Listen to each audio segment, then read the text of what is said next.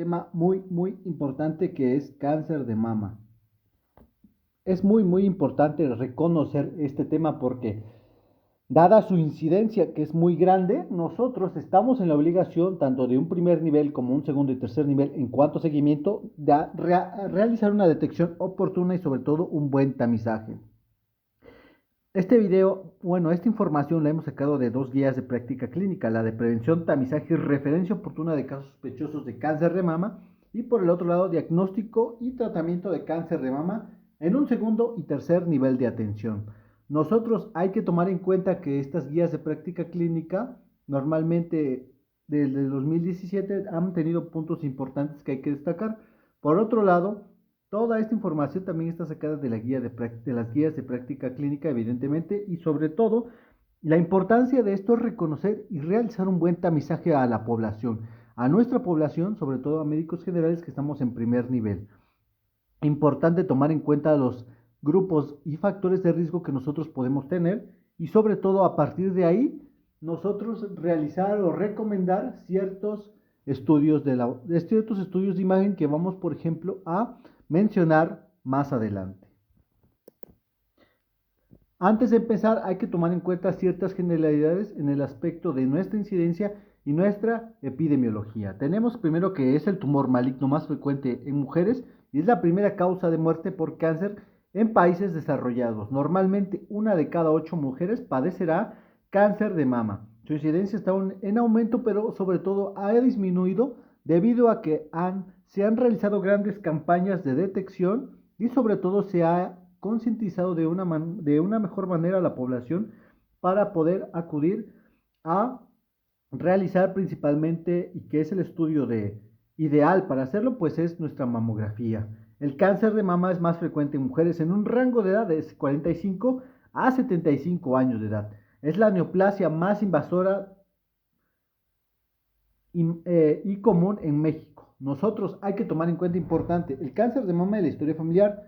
Importante tener en cuenta que familiares de primer grado que tengan igual cáncer de mama van a incrementar el riesgo, pero a continuación les voy a mostrar en qué rango hay más. Por ejemplo, en la madre aumenta el riesgo de 2 veces respecto a cáncer de mama. Si tienes una hermana, el riesgo aumenta 2.3 veces. Si tienes una hija, 1.8 veces. Una madre y hermana, 3.6.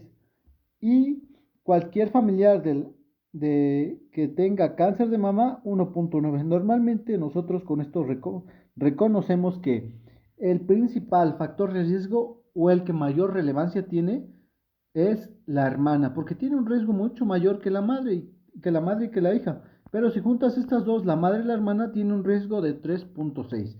Esto es muy importante porque nos ayuda a evidenciar qué tanto tiene de riesgo nuestros pacientes para desarrollar cáncer de mama. Un punto importante que nos marca la guía de práctica clínica y que sobre todo es de suma importancia para poder recomendar a nuestra población adolescente es que la autoexploración se puede realizar a partir de los 20 años de edad en función del personal de salud, enseñar con su técnica adecuada para la exploración mamaria. Normalmente esto nos tiene como objetivo identificar ciertos cambios en la mama, ¿no? Pero sobre todo nos ayuda a que la paciente tenga un mayor conocimiento sobre su cuerpo, sobre su mama y sobre todo identificar algunas anormalidades que vamos a ver a continuación. Por otro lado, tenemos factores de riesgo mayores para cáncer de mama. ¿Cuáles son ellos? Tenemos mutaciones genéticas, por ejemplo, el BCRA1 y el BCRA2. Generalmente el BCRA1 es el que más prevalencia tiene, por eso lo marqué con amarillo, porque es el que más relevancia genética tiene. Es importante saber que el BCRA2 se transmite de una forma autosómica dominante y confiere un riesgo vital de cáncer de mama a las portadoras alrededor de un 60 a un 85%. Pero evidentemente el que más se encuentra en nuestra población mexicana es el BCRA1.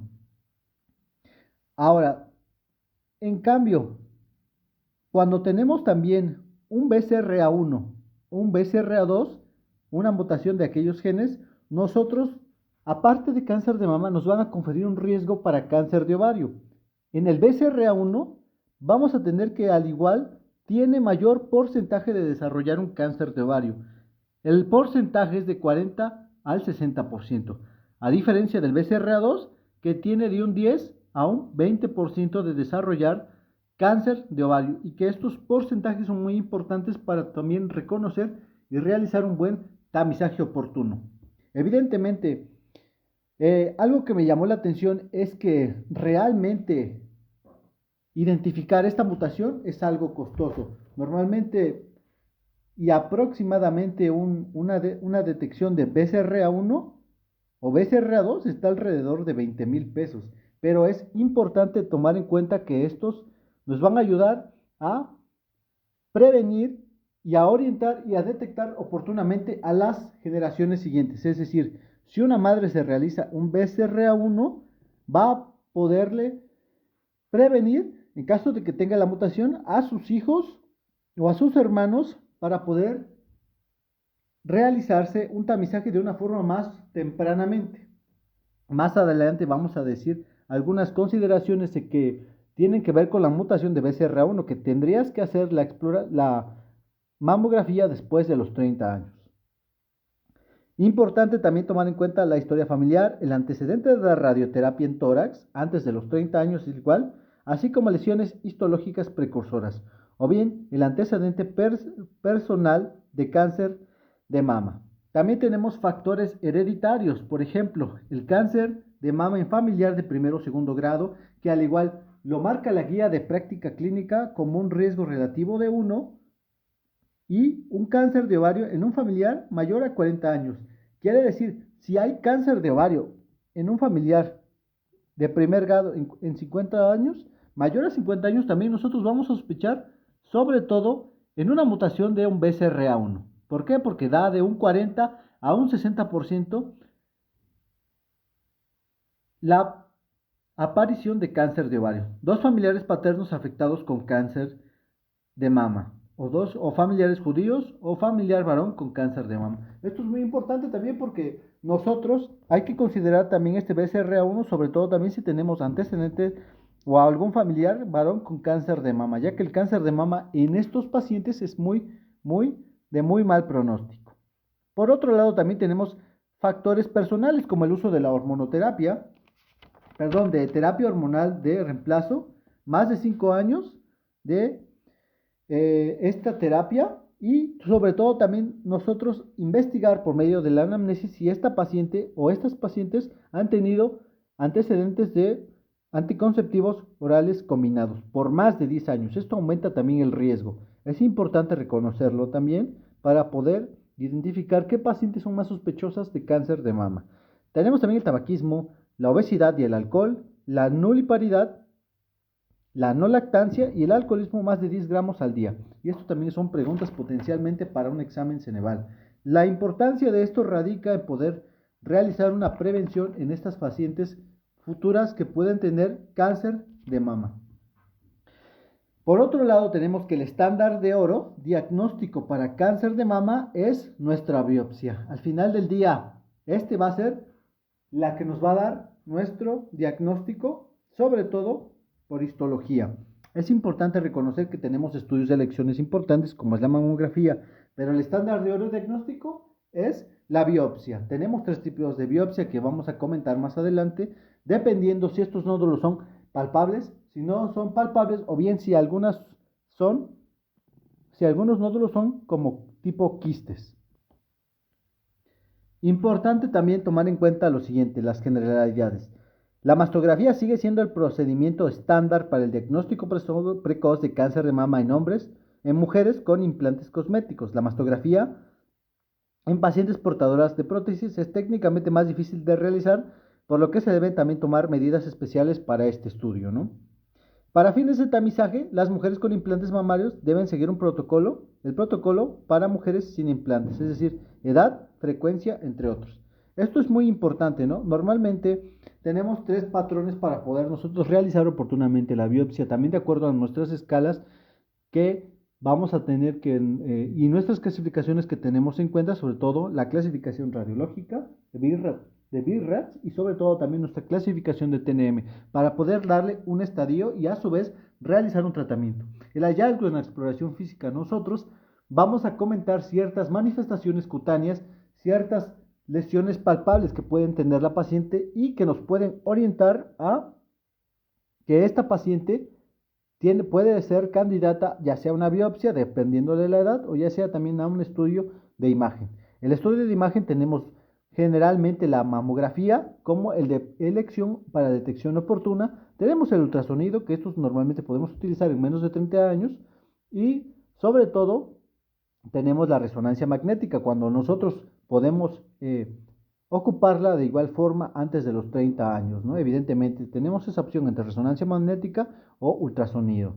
Y también tenemos, por otro lado, la confirmación por biopsia, es decir, por medio de nuestra histología, reconocer el patrón de lesión. Ahora, algo que marca la guía de práctica clínica es que tenemos que realizar la mastografía cada 2 años para reducir la mortalidad en el grupo de mujeres de 50 a 69 años. Esto es muy, muy importante porque normalmente nos va a permitir y nos va a dar la oportunidad de tamizar a estas pacientes, ¿no? La evidencia de la mastografía entre mujeres de 40 a 49 años aún es limitada, pero esta conclusión también es reportada por la Agencia Internacional de Investigación de Cáncer. Entonces, lo ideal y lo marca la guía de práctica clínica es realizar la mastografía en mujeres a partir de los 40 años de edad, y esto también es una pregunta potencialmente de examen, tanto para clases de oncología, también como para examen Ceneval o examen NARM.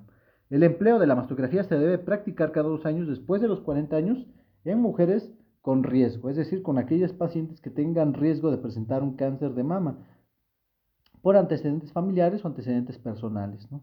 Se recomienda realizar mastografía cada 2 años en mujeres de 50 años a 69 años de edad, ya que ha demostrado disminuir la mortalidad y es recomendado, ¿no? Esto es muy importante tener en cuenta que a partir de qué edad nosotros vamos a iniciar la mastografía, que lo ideal es iniciarla a partir de los 40 años.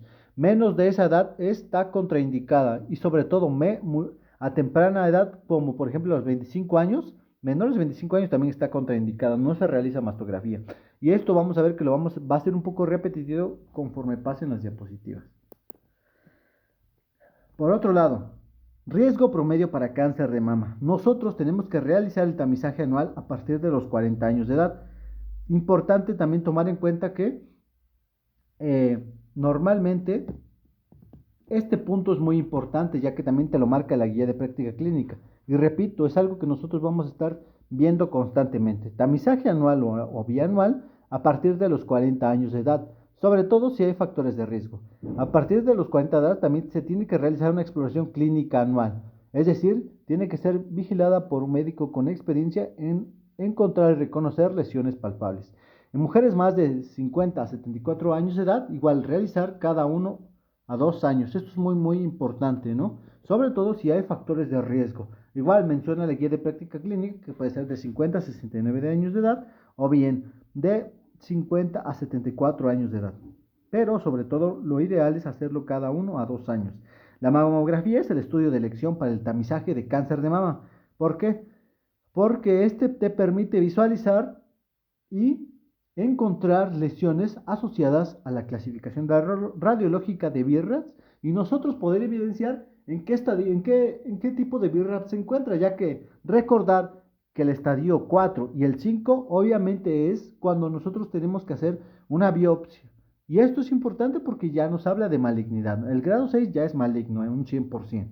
Entonces, normalmente, algo importante que hay que reconocer también del BIRAPS es que tenemos que realizar 2 proyecciones para cáncer de mama. La primera es cráneo caudal y oblicua externa a 60 grados, para visualizar todo el tejido mamario y toda la densidad mamaria. Esto es muy importante y lo vamos a comentar en las siguientes imágenes, de acuerdo al BIRAPS. Son signos de malignidad, nódulo denso, espiculado, de contorno irregular, con retracción o edema de la piel, ya que este nos habla de que hay un bloqueo de linfáticos subdérmicos por células cancerosas. De acuerdo a nuestra clasificación TNM, nosotros vamos a encontrar niveles en los cuales podemos ver si hay afectación ganglionar y sobre todo ver que estas manifestaciones o estas diseminaciones ganglionares pueden producirte retracción más si hay numerosas cantidades de células. Importante también conocer que las microcalcificaciones agrupadas, finas o irregulares, en un número mayor a 6 y que no están diseminadas, es el signo más precozmente que aparece en la mamografía. Esto es muy importante también tomarlo en cuenta porque nos va a comentar ciertos patrones de malignidad. Aquí ya tenemos dos. De hecho, tenemos los más relevantes son bordes irregulares y microcalcificaciones, pero tienen que estar agrupadas tienen que estar agrupadas y ahí tienen que haber 6 microcalcificaciones. Por otro lado, tiene que haber 6 microcalcificaciones para poder nosotros comentar como un signo de malignidad. Otro punto importante es la desestructuración del tejido mamario con la pérdida de la arquitectura. Es decir, encontrar algunas irregularidades tanto en la piel y sobre todo encontrar datos de que tengan como algún eczema o como alguna secreción. Bueno, importante también tomar en cuenta lo siguiente, la clínica de estas pacientes. Estas pacientes normalmente hay que concientizar la exploración a partir de los 20 años y como lo menciona muy puntual la guía de práctica clínica, realizarlo a partir de los 20 años, sobre todo para poder identificar ciertas lesiones, ¿no? Primero que nada tenemos algunos patrones que nos van a ayudar a presenciar o a diferenciar alguna anormalidad. Por ejemplo, pezón hacia adentro, secreción, bulto en área en axila, hinchazón localizada, hinchazón de una mama, que es cuando nosotros hablamos de que de acuerdo a edad, más de 40 años, en una paciente de 40 años y que tenga un dolor localizado en toda la mama, nosotros podemos sospechar de un carcinoma inflamatorio, ya que este es el que te va a producir inflamación generalizada. Hoyuelos en la piel, dolor en la mama o en el pezón y irritación de la piel. Sentir alguna de estas molestias o alguna anormalidad, nosotros tenemos la obligación de realizarle, dependiendo de la edad, menos de 30 años, un ultrasonido a nuestra paciente, o bien si es mayor de 40, una mastografía, o bien si tiene factores de riesgo, a partir de los 30 años realizar una mamografía, sobre todo aquellos mencionados anteriormente, familiar de primer grado con cáncer de mama, o bien algún familiar que tenga la mutación del BCRA1, que es con el que mayor frecuencia se encuentra en nuestra población. Bien, normalmente inician de forma asintomática. Esta neoplasia tiene la característica de iniciar de una forma tardía, es decir, por eso es importante tamizar a las pacientes a partir de los 40 años para poder evitar a futuro lesiones o algún cáncer o algún cáncer localizado que nos puede producir datos. Ahora,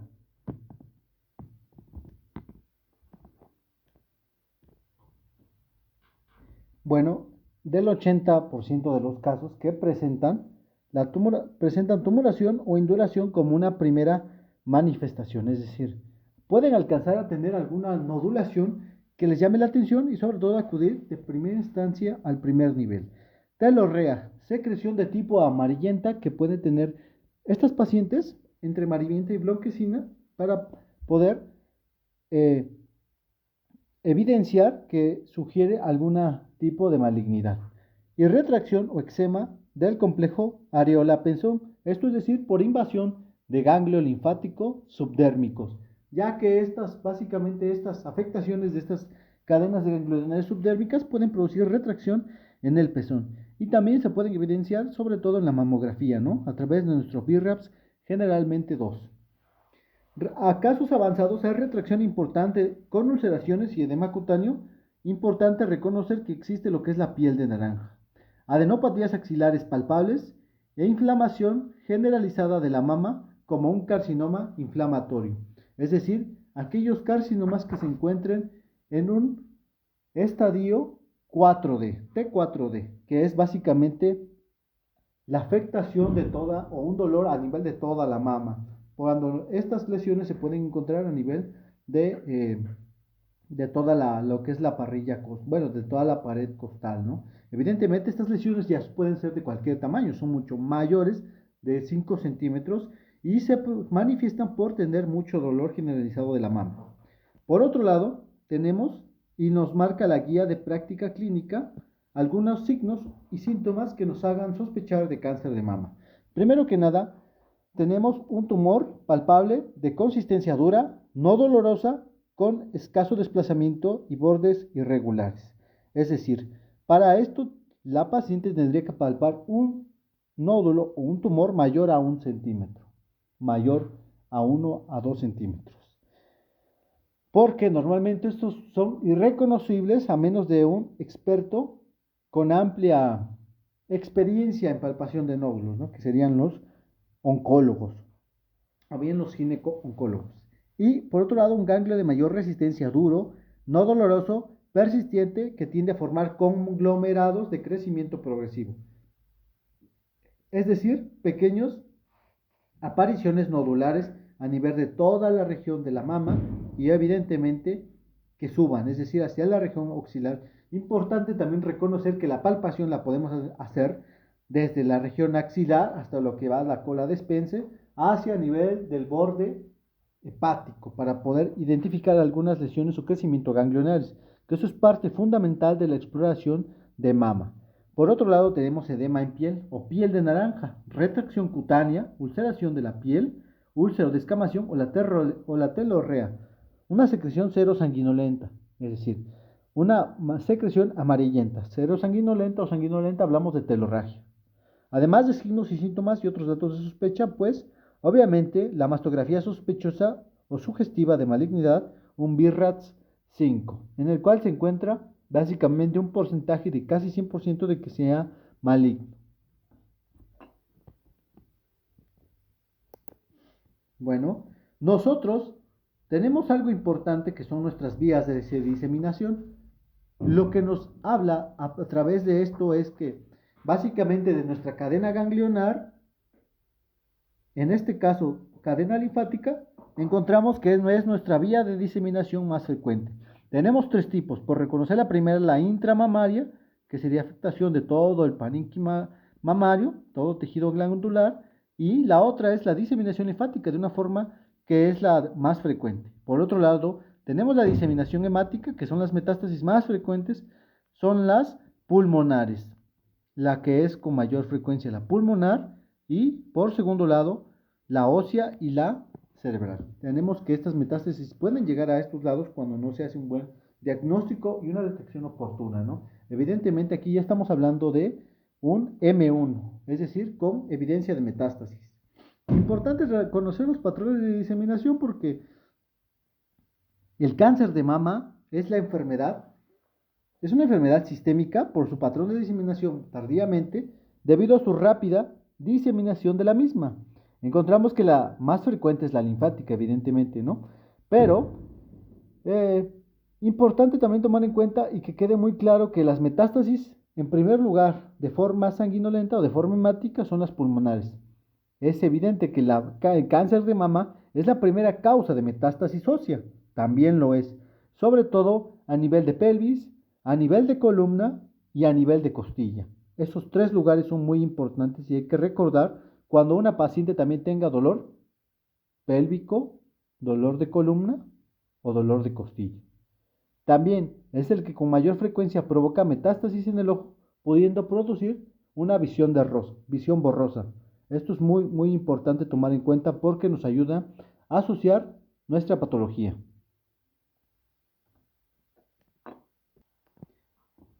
Continuando con el tamizaje en pacientes de alto riesgo para cáncer de mama, y esto es sumamente importante, y aquí lo marqué y aquí puse una estrellita, ¿no? Pero evidentemente para saber cuándo no pedir una mamografía, importante reconocer que hay que realizar tamizaje de pacientes en cáncer de mama cuando tengamos, bueno, en este caso, cuando sospechemos de factores de riesgo.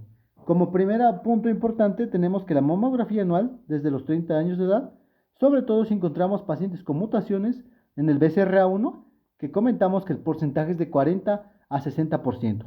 El BCRA2 da un porcentaje de un 10 a un 20%, sobre todo relacionando con estos pacientes que pueden desarrollar cáncer de ovario. Evidentemente tenemos que el El BCRA1, este es el de más prevalencia.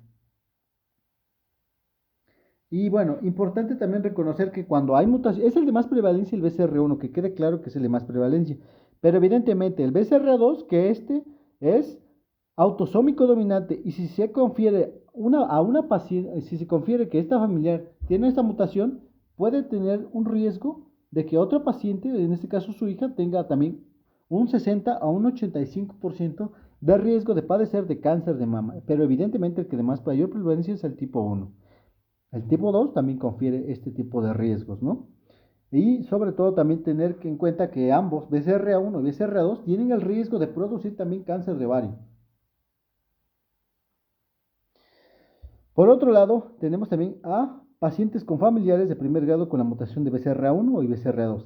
La mamografía anual tiene que ser de los 30 años de edad o 10 años antes de la edad del diagnóstico del familiar afectado, pero jamás se realiza una mamografía en pacientes que tengan 25 años. Y obviamente también lo que suceda, pues ya se puede hacer más tardíamente, ¿no? Importante, familiar de primer grado con afectación de cáncer de mama premenopáusico, se tiene que hacer una mamografía anual 8 años posterior al tratamiento. En este caso, para control. Ahora, por otro lado, pacientes con antecedentes de radioterapia torácica entre los 10 y los 30 años de edad, también igual realizar una mamografía anual 8 años posterior a esto, pero jamás realizarlo antes de los 25 años de edad. Hay que hacer una mamografía anual posterior al diagnóstico en pacientes con patología proliferativa de mama, pacientes con antecedentes de cáncer de mama in situ y cáncer de ovario, por el riesgo de este BCRA1 o BCRA2 de conferir esta neoplasia, el cáncer de ovario. Evidentemente nosotros tenemos que, nos menciona aquí el cáncer de mama in situ, ¿no? Estos básicamente pueden producirte cierta afectación y sobre todo que el carcinoma intraductal in situ pues sería el de mayor, el que mayor presenta la forma palpable, es decir, nosotros podemos identificar una forma palpable, pero evidentemente son con tratamiento de acuerdo a cirugía, ¿no? Pero evidentemente por eso mismo se tiene que realizar seguimiento con mamografía anual.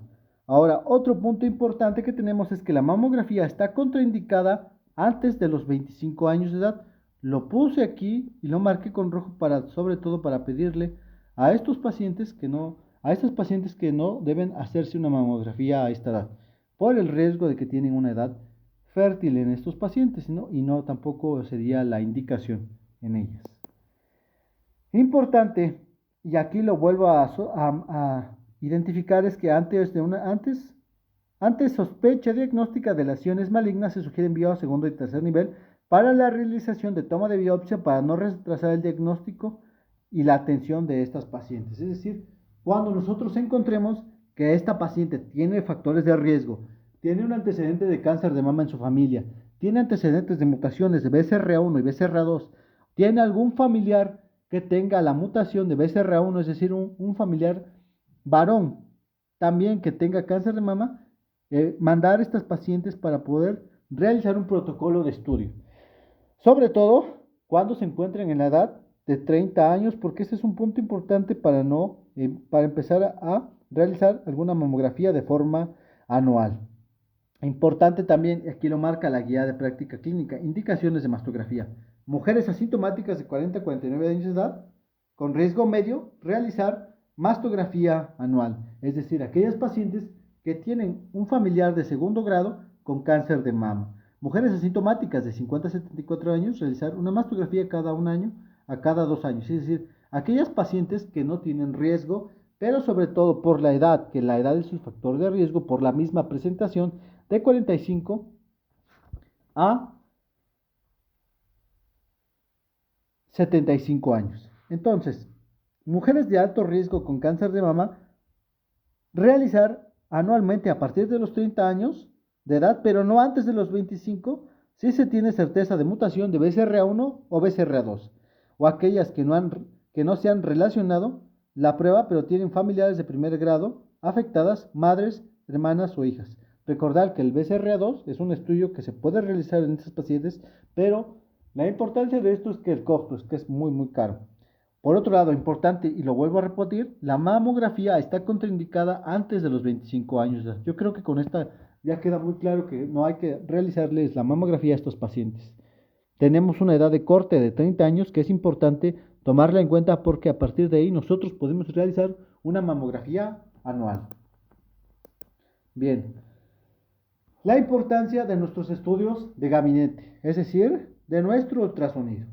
Nuestro ultrasonido es útil en mujeres jóvenes debido a que tiene mayor densidad de tejido mamario y pues evidentemente podemos evidenciar algunas lesiones en estas pacientes, ¿no? Sobre todo identificar lesiones quísticas.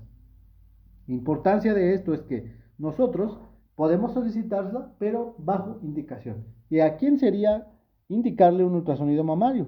Cuando tenemos un reporte de un BIRAT 0, que hablamos de un BIRAT 0 cuando este es un estudio insuficiente y sobre todo en pacientes menores de 30 años. Pacientes menores de 30 años, de igual forma, con clínica, realizar un ultrasonido. Pacientes que no cuenten con un recurso para realizar una resonancia magnética o no se encuentre disponible, realizar un ultrasonido. En mujeres embarazadas o en periodo de lactancia también realizar un ultrasonido. Y el ultrasonido de segunda lectura post resonancia magnética. En estos pacientes podemos realizarles su ultrasonido.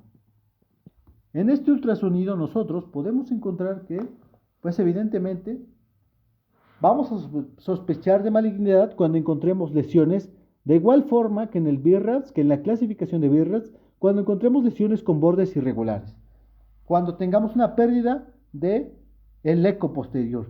Esto es muy importante porque esto nos relaciona malignidad.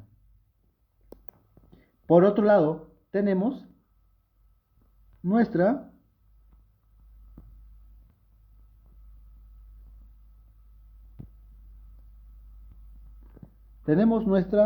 nuestro segundo opción de estudio de imagen. ¿Y cuál es? Es la resonancia magnética. Su indicación principal es que nos va a detectar multifocalidad. Pero en estos pacientes en quienes podemos realizarla cuando hay un control de cicatrices en caso de tratamientos conservadores, en pacientes con prótesis mamarias, tamizaje en mujeres con muy alto riesgo por ser portadoras de alguna mutación del BCR1, es cuando aquí podemos realizar nuestra resonancia magnética, sobre todo en estos pacientes. Es muy importante aquí recalcar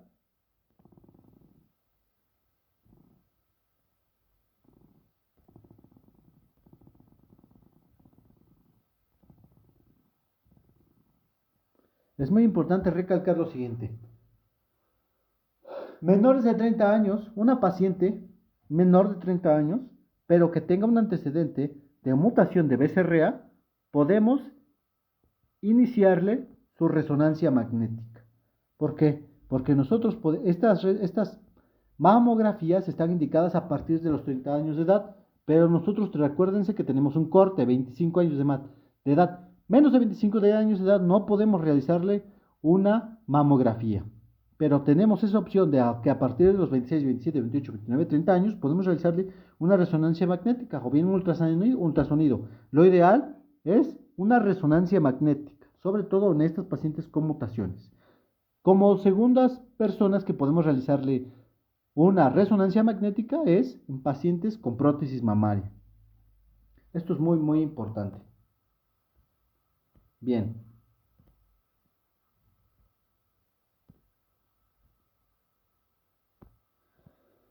Y por otro lado, tenemos que el estudio definitivo para el diagnóstico ante una sospecha en un estudio de imagen, sobre todo de cáncer de mama en mujeres con clínica y con lesiones evidentes en la mamografía, realizar un estudio histológico.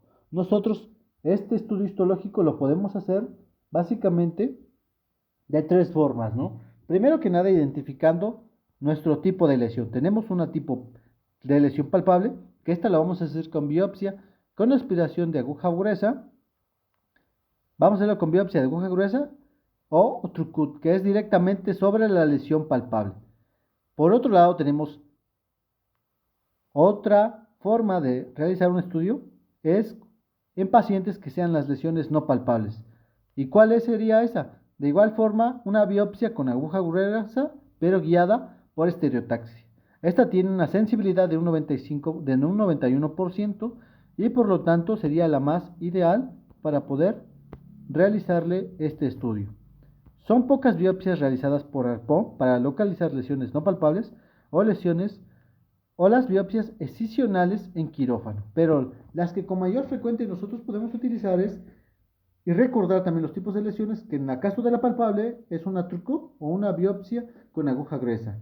Una lesión no palpable, una lesión por, básicamente sería por guía por estereotaxia. Y así es como nosotros podemos recordar a estas pacientes de acuerdo a edad, de acuerdo a factores de riesgo para realizar estudios principales. Lo importante de esto es tomar en cuenta nuestra línea de tiempo, 25-30 años. Mayores de 30 años, mamografía anual. De 25 a 30 años podemos realizarle resonancia magnética o ultrasonido. Resonancia magnética, sobre todo si hay pacientes con mutación de BCRA, que esa es la indicación. Y aquí ya lo que nos marca la guía de práctica clínica es que el ultrasonido es el estudio de imagen de efectivo y vamos a realizarlo en anormalidades palpables o en cambios de la piel, cuando ésta tenga secreciones, cuando tengamos un dolor focal, cuando encontremos a mujeres menores de 30 años que tengan anormalidades clínicas, pero sobre todo que estén en lactancia o estén embarazadas. También para evaluación para problemas de implantes y sobre todo también para valoración de ganglios axilares en el estadiaje inicial de lesiones probablemente malignas. Es decir, a partir de nuestro BIRATS 4 o 5. 3. También es muy importante, aquí lo menciona, lesiones. Seguimiento de lesiones probablemente benignas, un BIRATS 2, como fibroadenomas y quistes complicados. Esto es muy importante, recordar que en nuestra clasificación de BIRATS 0, recordar que aquí ni siquiera es un estudio insuficiente y podemos abordarlo con un ultrasonido. Por otro lado, tenemos nuestra resonancia magnética.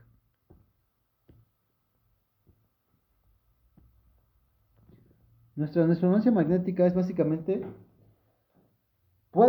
la podemos realizar sobre todo anualmente, pero ¿en quiénes? Principalmente en pacientes con BCRA1, con la mutación de BCRA1 o BCRA2 comenzando a partir de los 30 años de edad.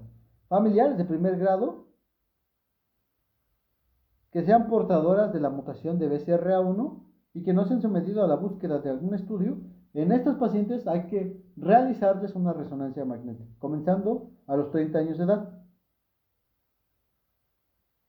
Importante que esto hay que realizarlo a partir de los 30 años de edad. Aquí creo que tuve un error. Aquí normalmente la resonancia magnética no es antes de los 30, es después de los 30 años, como apoyo también. En conjunto también, claro, con la mamografía. Pero, sobre todo, tiene que ser muy específico nuestra indicación de que a partir de una paciente que tenga la mutación del BCR1 o el BCR2, realizarla.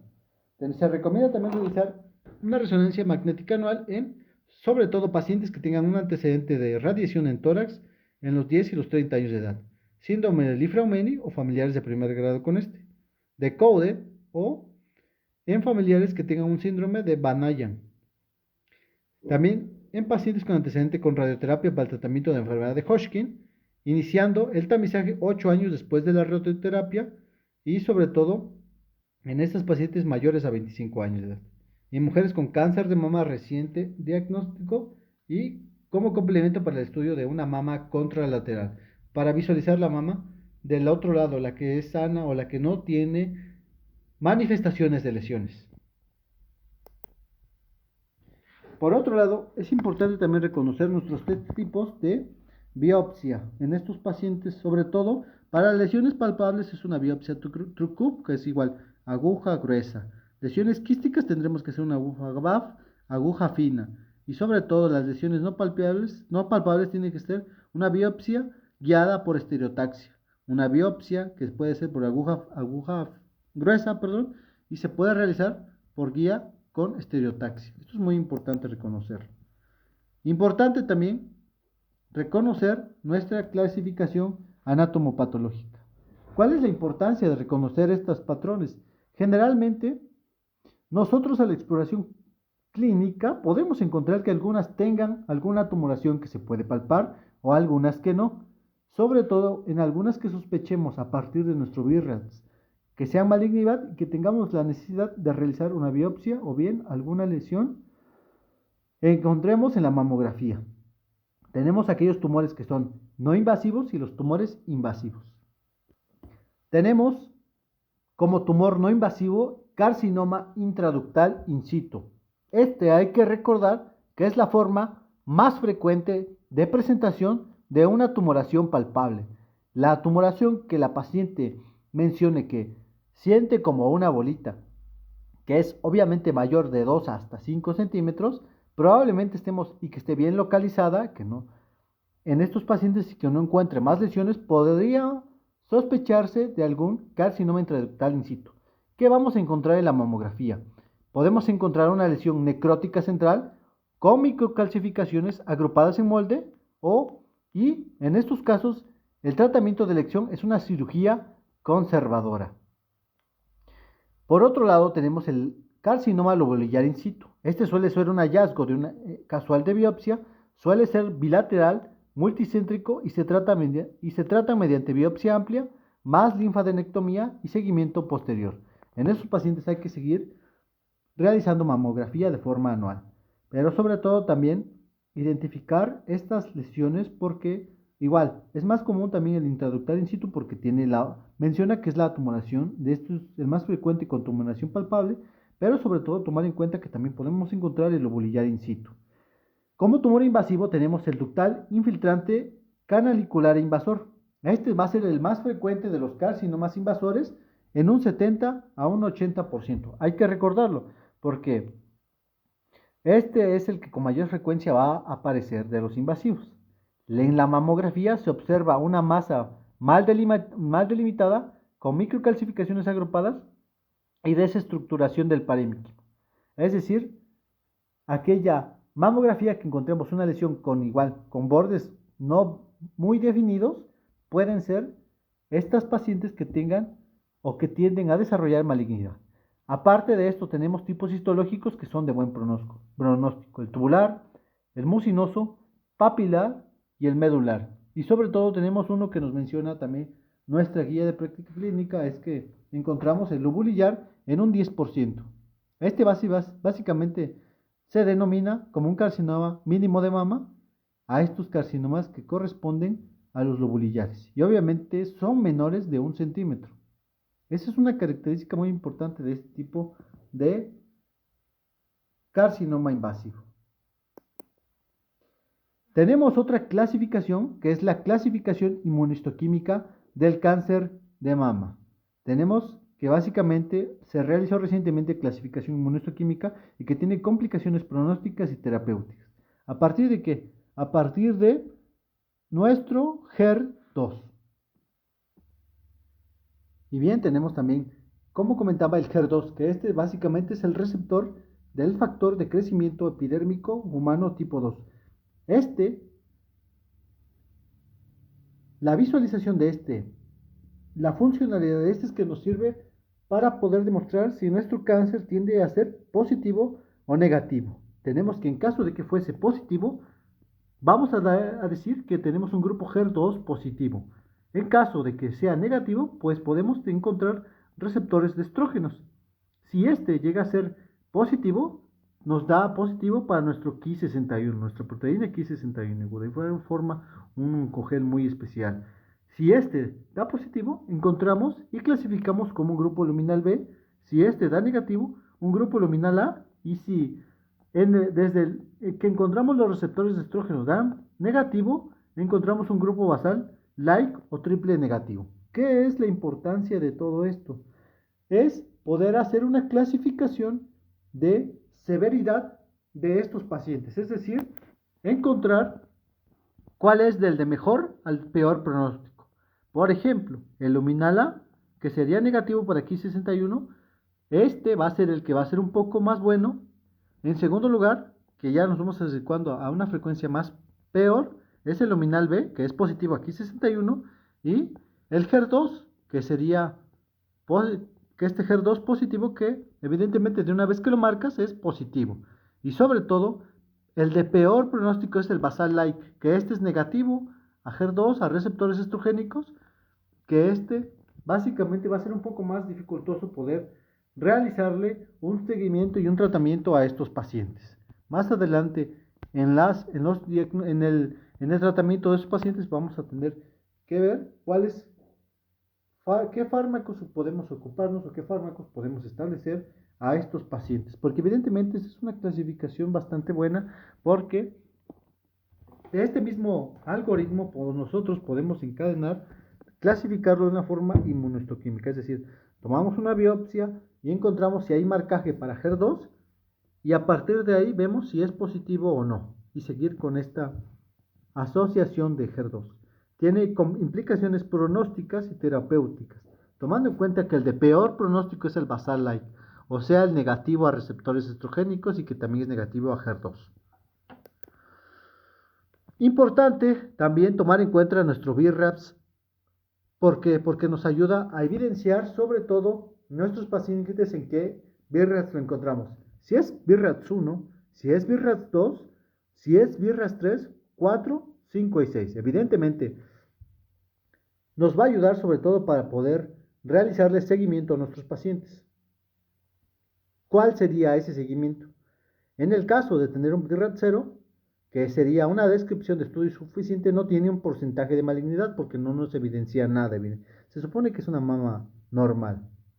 Y se tiene que hacer valoraciones o un seguimiento con un ultrasonido o bien con una resonancia magnética. Ultrasonido cuando esté a una paciente menos de 30 años, pero sobre todo como seguimiento auxiliar. Pero hay que tomar en cuenta que nuestro BRAF se realiza a partir de los 40 años. Entonces, probablemente el ultrasonido nos vaya nada más para completar esta única toma y seguimos con los segundos, que sería el BRAFs 1 y el BRAFs 2. Una mama normal y una mama benigna. Aquí encontramos, más adelante voy a mostrarles lesiones características del BRAFs, pero lo importante es que el porcentaje de malignidad es de 0 y el control es habitual, es decir, cada año, cada 2 años. El BRAF 3, aquí ya encontramos sugestividad de benignidad, es decir, aquí empezamos a encontrar lesiones que sean de características benignas, ¿no? O sea, que tengan carencia de alguna característica benigna. Nuestro porcentaje es que menos del 2% de estos pacientes tienen algún ligero porcentaje de malignidad. Y el control sería realizarlo cada 6 meses para poder evidenciar alguna lesión que tenga un BRAFs 4 y sobre todo sospechar de malignidad. Tenemos la clasificación del BRAFs 4 y el BRAFs 5, que estos ya son sospechosos de malignidad. Y en estos pacientes es importante realizarles la biopsia.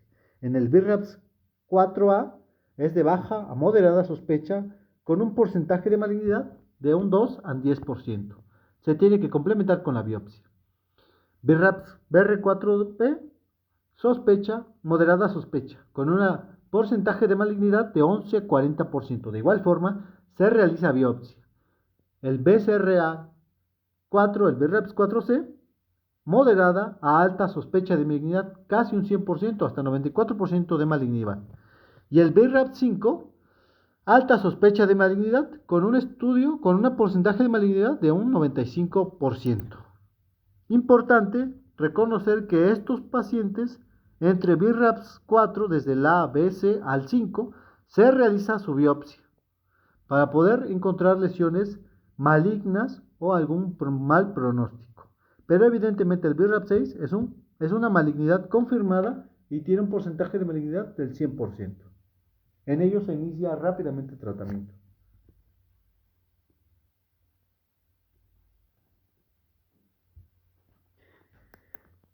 Ahora, hay que tomar en cuenta nuestro BRAFs 1 y 2. ¿Por qué? Porque normalmente aquí ya empezamos a encontrar características importantes en la mamografía, pero hay que tomar en cuenta que son benignas. y no representan un porcentaje de malignidad. Tenemos que la primera lesión, independiente del BRAPS, pero más para BRAPS 2, que es cuando aparecen estos tipos de lesiones, son el amartoma, que es un tipo de tumor benigno mamario, también llamado fibroadenolipoma, que se reconoce en la mamografía por ser redondeado y bien delimitado. Sería este que tenemos acá, este amartoma. Este sería.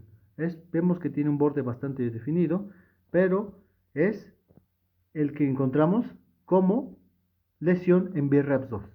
Por otro lado, tenemos uno que es muy importante reconocerlo y que nos llama la atención por su nombre, que son las calcificaciones en palomita de maíz. Estas que encontramos acá, hay que recordar que son calcificaciones propiamente, no son microcalcificaciones, que tomar en cuenta que más de 6 microcalcificaciones en un lado, estas ya son malignas, pero evidentemente estas no lo son. Son calcificaciones como tal y no representan malignidad. En estos pacientes igual el control es habitual, es decir, cada año realizar su mamografía.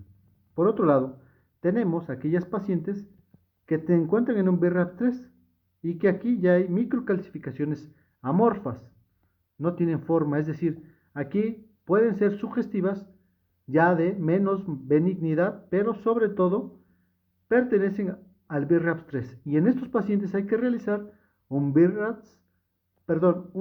mamografía en 6 meses con estas lesiones encontradas característicamente, o bien con una densidad focal asimétrica, es decir, no encontramos relación de la densidad de la mama con respecto a la otra mama. E igual, control es igual cada 6 meses y porcentaje de benignidad es de menos de 2%. Y ya estas importantes son básicamente BRAPS 4, el B, el A, el B y el C.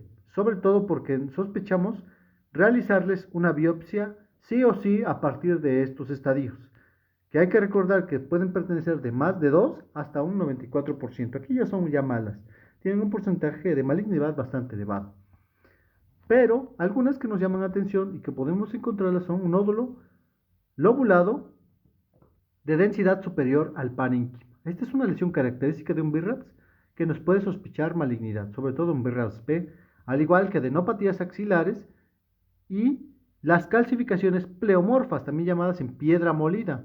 Estas que serían microcalcificaciones y que podemos encontrar agrupadas de una forma en que sea como una piedra molida, aunque no llama tanto la atención, es más, pero estas calcificaciones características obviamente son más chiquitas y hacer la diferencia con las calcificaciones de palomitas de maíz de BRAPS 2 que no tienen nada que ver. Las de calcificaciones de BRAPS 2 son más grandes, característica o asimilando a palomitas de maíz, pero estas son pleomorfas y sobre todo pues son muy chiquitas. BRAPS 5 tenemos que esto ya es alta sospecha de malignidad. ¿Por qué? Porque tenemos un nódulo especulado con retracción focal de la piel, es decir, con afectación de ganglios subdérmicos que son de mal pronóstico. El nódulo especulado es obviamente de bordes sumamente irregulares y que te proporciona y se visualiza la retracción del pezón.